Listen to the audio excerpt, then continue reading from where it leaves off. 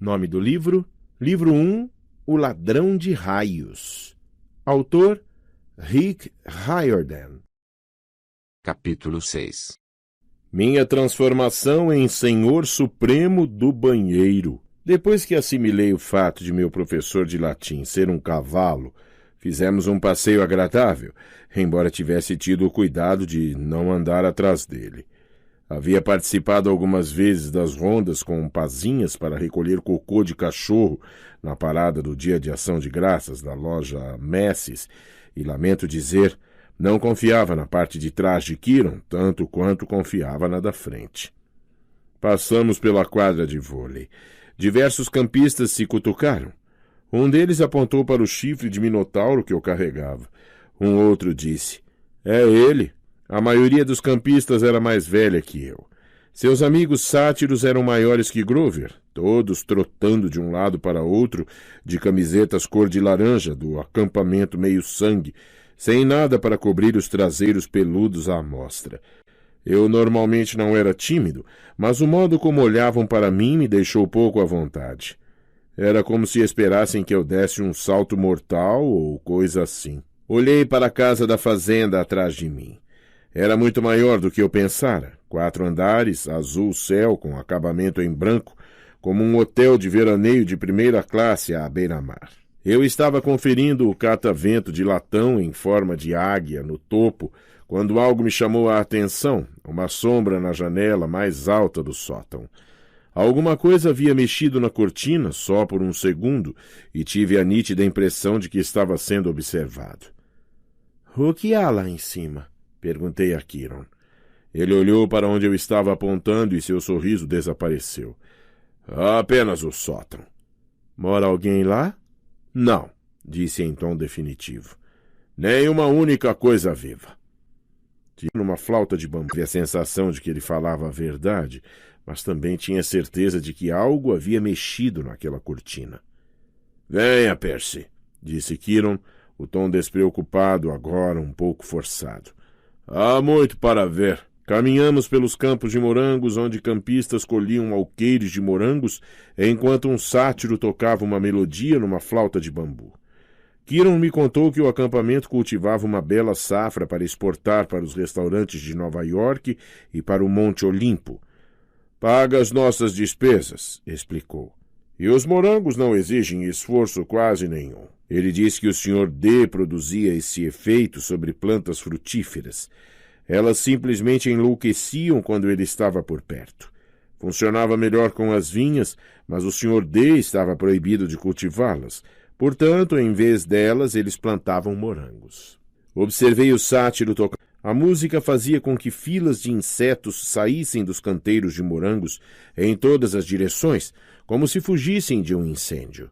Imaginei se Grover podia fazer esse tipo de mágica com música. Imaginei se ainda estava dentro da casa, levando broncas do Sr. D. "Grover não vai ter muitos problemas, vai?" perguntei a Kiron.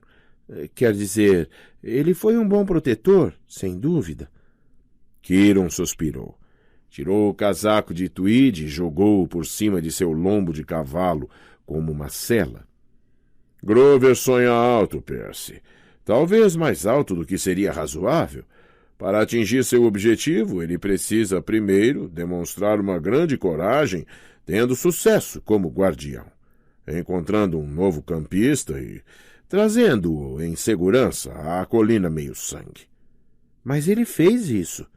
"Eu poderia concordar com você", disse Kiron, "mas não cabe a mim julgar. Dionísio e o Conselho dos Anciãos de Casco Vendido devem decidir. Receio que possam não ver essa missão como um sucesso. Afinal, Grover perdeu você em Nova York. Depois há o desventurado destino da sua mãe. E o fato de que Grover estava inconsciente quando você o arrastou até os limites da propriedade. O conselho pode questionar se isso demonstra alguma coragem da parte de Grover." Eu quis protestar. Nada do que acontecera havia sido por culpa de Grover. Também me sentia muito, muito culpado. Se não tivesse escapado de Grover na estação de ônibus, ele poderia não ter se envolvido em encrenca. "Ele vai ter uma segunda chance, não vai?" Kiron retraiu-se. Infelizmente, aquela era a segunda chance de Grover, Percy.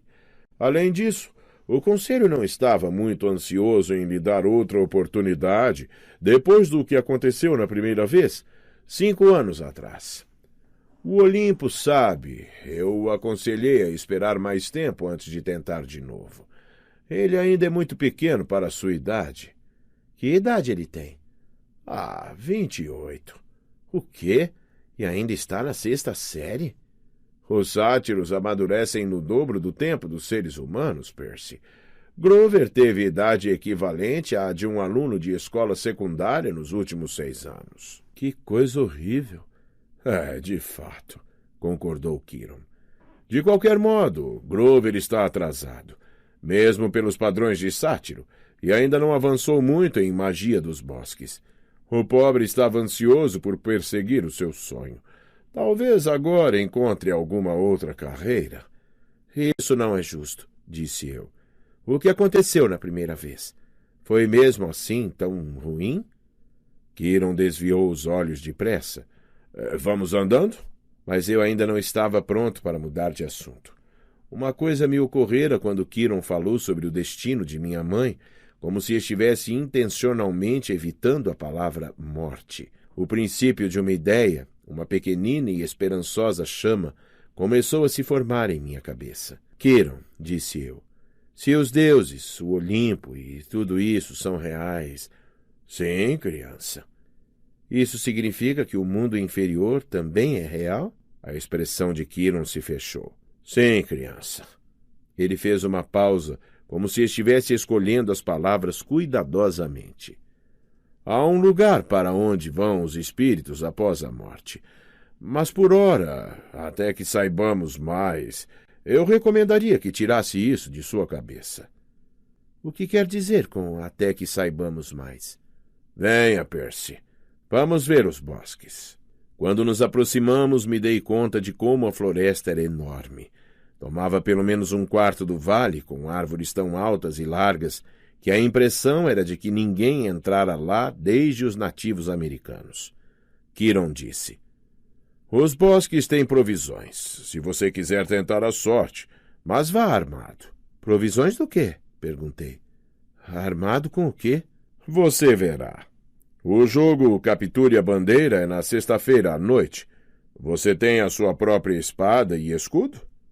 Minha própria... Não, disse Kiron. Não creio que tenha. Acho que o tamanho 5 vai servir. Mais tarde vou visitar o arsenal. Quis perguntar que tipo de acampamento de verão tem um arsenal, mas havia muito mais a pensar. Portanto, o passeio continuou. Vimos a linha de tiro com arco e flecha, o lago de canoagem, os estábulos, dos quais Kiron parecia não gostar muito, a linha de lançamento de dardo, o anfiteatro para cantoria e a arena onde Kiron disse que eles realizavam lutas de espadas e lanças. Lutas de espadas e lanças? Perguntei. Desafios entre chalés e coisas assim, explicou ele. Não são letais, normalmente. Sim, e há também o refeitório. Kiron apontou para um pavilhão ao ar livre emoldurado por colunas gregas brancas sobre uma colina que dava para o mar. Havia uma dúzia de mesas de piquenique de pedra, sem telhado, sem paredes. O que vocês fazem quando chove? Perguntei. Kiron me olhou como se eu tivesse ficado meio maluco. Ainda assim temos de comer, não temos? Resolvi deixar para lá. Finalmente ele me mostrou os chalés. Havia 12 deles aninhados no bosque junto ao lago. Estavam dispostos em U, 2 na frente e 5 enfileirados de cada lado. E eram, sem dúvida, o mais estranho conjunto de construções que já vi. A não ser pelo fato de cada um ter um grande número de latão acima da porta, ímpares do lado esquerdo, pares do direito, eram totalmente diferentes um do outro. O número 9 tinha chaminés, como uma minúscula fábrica. O número 4 tinha tomateiros nas paredes e uma cobertura feita de grama de verdade. O 7 parecia feito de um ouro sólido que reluzia tanto à luz do sol que era quase impossível de se olhar. Todos davam para uma área comum mais ou menos do tamanho de um campo de futebol, pontilhada de estátuas gregas, fontes, canteiros de flores e um par de cestos de basquete, o que era mais a minha praia. No centro do campo havia uma enorme área de pedras com uma fogueira. Muito embora fosse uma tarde quente, o fogo ardia de modo lento. Uma menina com cerca de 9 anos estava cuidando das chamas, cutucando os carvões com uma vara. O par de chalés à cabeceira do campo, números 1 e 2, pareciam mausoléus casadinhos, grandes caixas de mármore branco com colunas pesadas na frente. O chalé 1 era o maior e mais magnífico dos 12. As portas de bronze polido cintilavam como um holograma, de tal modo que, vistas de ângulos diferentes, raios pareciam atravessá-las. O chalé 2 era de certo modo mais gracioso, com colunas mais finas encimadas com romãs e flores. As paredes eram entalhadas com imagens de pavões. Zeus e Hera? Adivinhei. Correto, disse Kiron. Os chalés parecem vazios. Diversos chalés estão vazios, é verdade. Ninguém jamais fica no 1 ou no 2. Certo. Então cada chalé tinha um deus diferente como mascote. 12 chalés para os 12 olimpianos. Mas por que alguns estariam vazios? Parei na frente do primeiro chalé da esquerda, o número 3. Não era alto e imponente como o chalé 1, mas comprido, baixo e sólido. As paredes externas eram de pedras cinzentas rústicas, salpicadas de pedaços de conchas e coral, como se as pedras tivessem sido cortadas diretamente do fundo do oceano. Espiei para dentro da porta aberta e Kiron disse: Ei, eu não faria isso. Antes que ele pudesse me puxar de volta, senti o odor salgado do interior, como o vento na praia de Montauk. As paredes internas brilhavam como madrepérola. Havia 6 beliches vazios com lençóis de seda virados para baixo, mas não havia indício de que alguém já tivesse dormido lá. O lugar parecia tão triste e solitário que fiquei contente quando Kiron pôs a mão no meu ombro e disse: Vamos, Percy. A maioria dos outros chalés estava abarrotada de campistas. O número 5 era vermelho vivo, uma pintura muito mal feita, como se a cor tivesse sido jogada a esmo com baldes e mãos. O telhado era forrado de arame farpado. Uma cabeça de javali empalhada estava pendurada acima da porta, e seus olhos pareciam me seguir. Dentro pude ver um bando de meninos e meninas mal encarados, disputando queda de braço e discutindo enquanto o rock tocava às alturas. A mais barulhenta era uma menina de talvez 13 ou 14 anos. Usava uma camiseta do acampamento meio-sangue, tamanho GGG, embaixo de um casaco camuflado. Ela mirou em mim e lançou um maldoso olhar de desprezo. Fez lembrar Nancy Bobofit, só que a menina do acampamento era muito maior e de aparência mais cruel. Seu cabelo era comprido, esticado e castanho, em vez de vermelho. Continuei andando, tentando ficar longe dos cascos de Kiron. Ainda não vimos outros centauros, observei. Não, disse Kiron, chateado. Infelizmente, meus parentes são uma gente selvagem e bárbara. Você pode encontrá-los no mato ou em eventos desportivos importantes, mas não verá nenhum aqui. Você disse que seu nome é Kiron. Você é mesmo... Ele sorriu para mim. O Kiron das histórias? Instrutor de Hércules e tudo aquilo? Sim, Percy, eu sou. Mas você não devia estar morto? Kiron fez uma pausa, como se a pergunta o intrigasse. Honestamente, não sei nada sobre o devia. A verdade é que eu não posso estar morto. Entenda, há muitas eras os deuses concederam meu desejo. Pude continuar o trabalho que adorava. Pude ser um mestre de heróis enquanto a humanidade precisasse de mim. Ganhei muito com aquele desejo e renunciei a muito. Mas ainda estou aqui, portanto, só posso presumir que ainda sou necessário. Pensei sobre ser um professor por 3.000 anos. Isso não estaria na minha lista das 10 coisas mais desejadas. E isso nunca fica chato? Não, não, disse ele. Horrivelmente deprimente, às vezes, mas nunca chato. Por que deprimente? Kieron pareceu ficar com alguma deficiência auditiva de novo. Ah, olhe, disse ele. Annabeth está esperando por nós.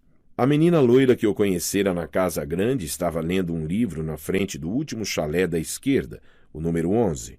Quando nos aproximamos, ela olhou para mim com um ar crítico, como se ainda estivesse pensando em como eu babava. Tentei ver o que ela estava lendo, mas não consegui distinguir o título. Achei que fosse minha dislexia em ação. Então me dei conta de que o título não era sequer em inglês. As letras pareciam grego para mim. Quer dizer, literalmente grego. Havia figuras de templos e estátuas e diferentes tipos de colunas, como em um livro de arquitetura. Annabeth, disse Kieron, eu tenho aula de arco e flecha para mestres ao meio-dia. Você cuidaria de Percy a partir daqui? Sim, senhor. Chalé 11, disse Kieron para mim, fazendo um gesto em direção à porta. Sinta-se em casa. Entre todos os chalés, o 11 era o que mais parecia um velho chalé comum de acampamento de verão, com ênfase no velho. A soleira estava desgastada, a pintura marrom descascando. Acima do vão da porta havia um daqueles símbolos de médico, um bastão alado com 2 serpentes enroscadas nele. Como é mesmo que chamavam aquilo? Um caduceu. Dentro estava abarrotado de gente, meninos e meninas, em muito maior número que os beliches. Sacos de dormir estavam espalhados por todo o piso. Parecia um ginásio onde a Cruz Vermelha estabelecera um centro de refugiados. Kieron não entrou. A porta era muito baixa para ele, mas quando os campistas o viram, todos se puseram em pé e fizeram uma reverência respeitosa. Então tudo bem, disse Kieron. Boa sorte, Percy. Vejo você no jantar. Ele partiu a galope rumo à linha de arco e flecha. Fiquei em pé no vão da porta, olhando para a garotada. Não estavam mais se curvando.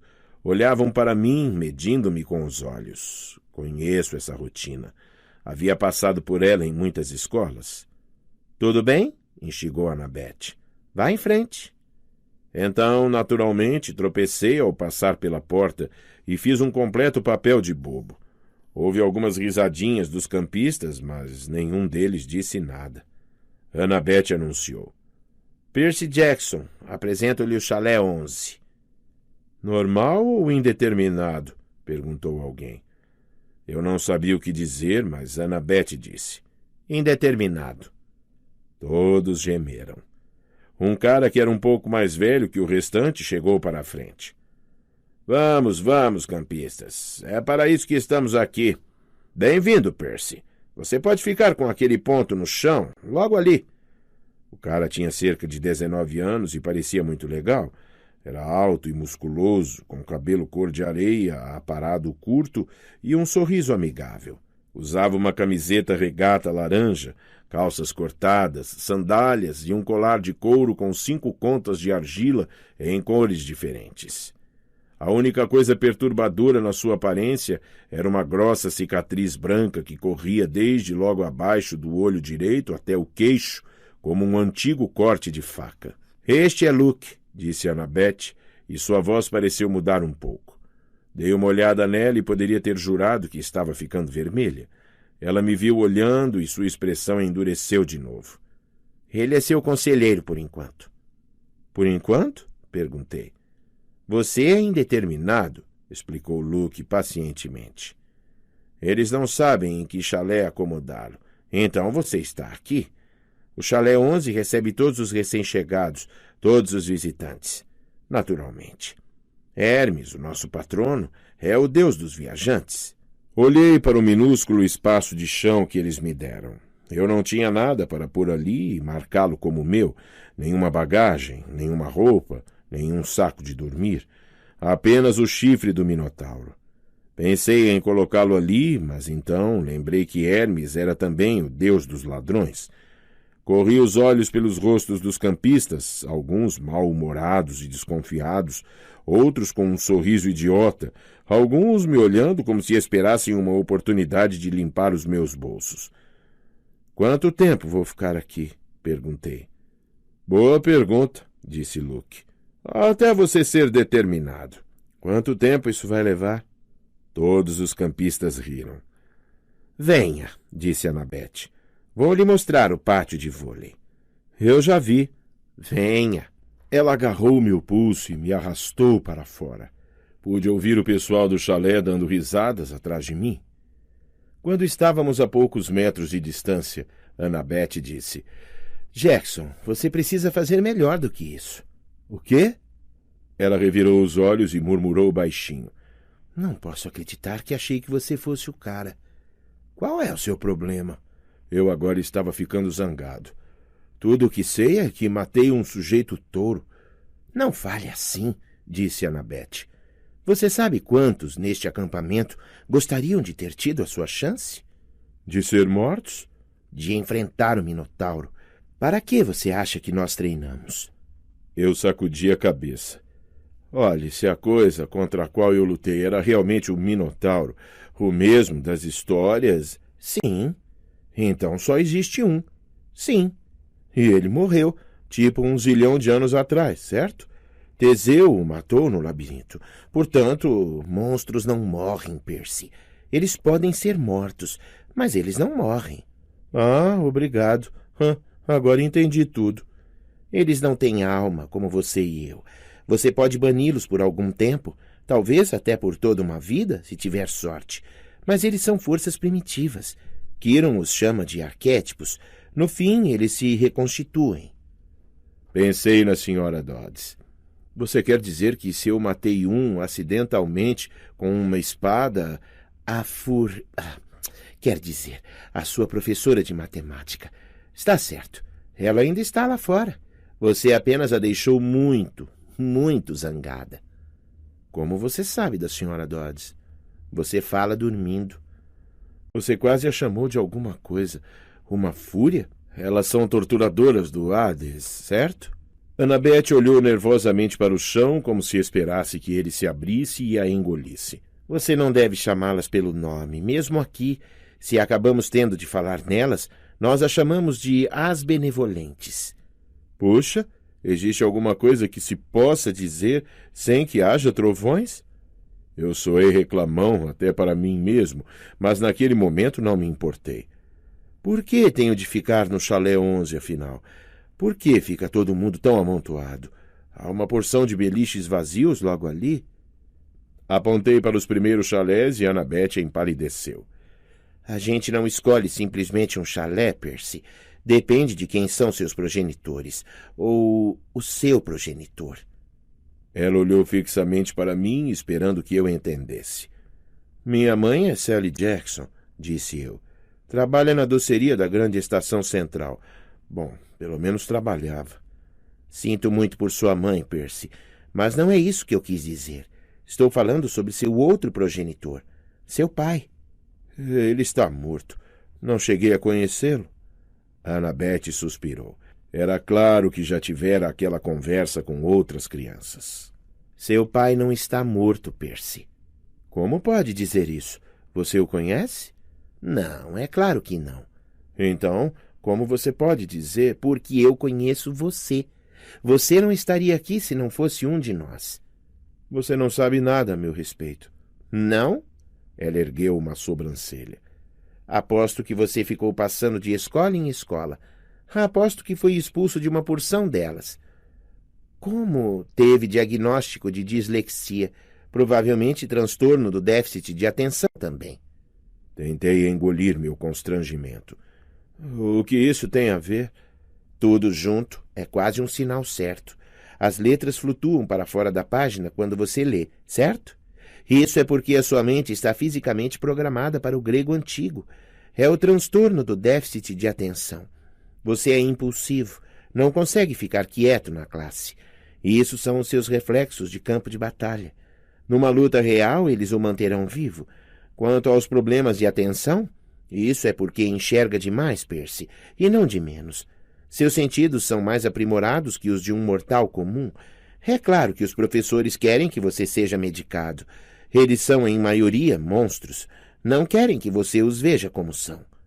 Você parece... Você passou pelas mesmas coisas? A maioria das crianças daqui passou. Se você não fosse um de nós, Não poderia ter sobrevivido ao Minotauro, e muito menos à ambrosia e ao néctar. Ambrosia e néctar. A comida e a bebida que estávamos dando a você para curá-lo. Aquilo teria matado um garoto normal. Teria transformado seu sangue em fogo e seus ossos em areia, e você estaria morto. Encare os fatos. Você é um meio-sangue. Um meio-sangue. Minha cabeça estava girando com tantas perguntas que eu não sabia por onde começar. Então uma voz rouca gritou. Ora, um novato! Eu dei uma olhada. A menina grandalhona do chalé feio e vermelho vinha andando lentamente em nossa direção. Havia 3 outras meninas atrás dela, todas grandes, feias e de aparência malvada como ela, todas usando casacos camuflados. Clarice, suspirou Annabeth. Por que você não vai polir sua lança ou coisa assim, hein? Claro, senhorita princesa, disse a grandalhona, para poder atravessar você com ela na sexta-feira à noite. Erries coracas, disse Annabeth, o que eu de algum modo entendi que era vá para os corvos em grego, embora tivesse a sensação de que devia ser uma praga pior do que parecia. Você não tem chance. Vamos transformá-la em pó, disse Clarice, mas seu olho se crispou. Talvez ela não tivesse certeza de poder cumprir a ameaça. Voltou-se para mim. Quem é esse nanico aí? Percy Jackson, disse Annabeth. Esta é Clarice, filha de Ares. Eu pisquei. Tipo o deus da guerra? Clarice sorriu desdenhosa. Você tem algum problema com isso? Não, disse eu, recobrando minha presença de espírito. Isso explica o mau cheiro. Clarice rosnou. Nós temos uma cerimônia de iniciação para novatos, Persiana. Percy, seja o que for. Venha, vou lhe mostrar. Clarice, Annabeth tentou dizer. Fique fora disso, espertinha. Annabeth pareceu ofendida, mas ficou de fora, e eu realmente não queria a ajuda dela. Eu era o novato. Tinha de construir minha própria reputação.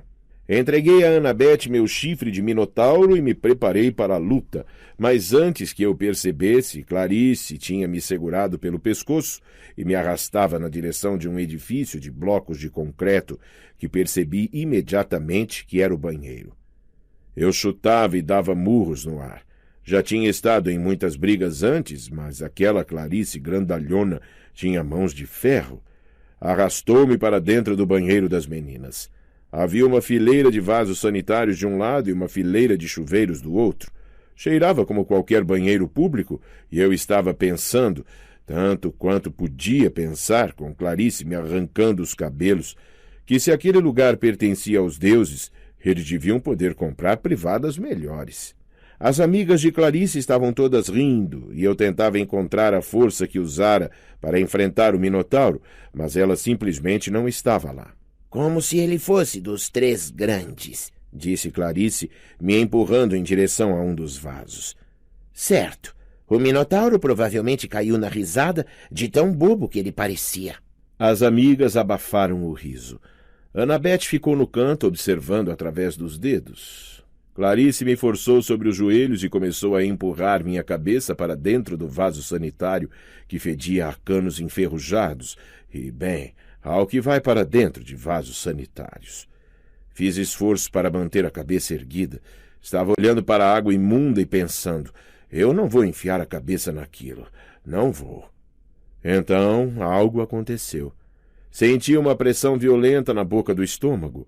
Ouvi os encanamentos roncando, os canos estremeceram. A mão de Clarice no meu cabelo afrouxou.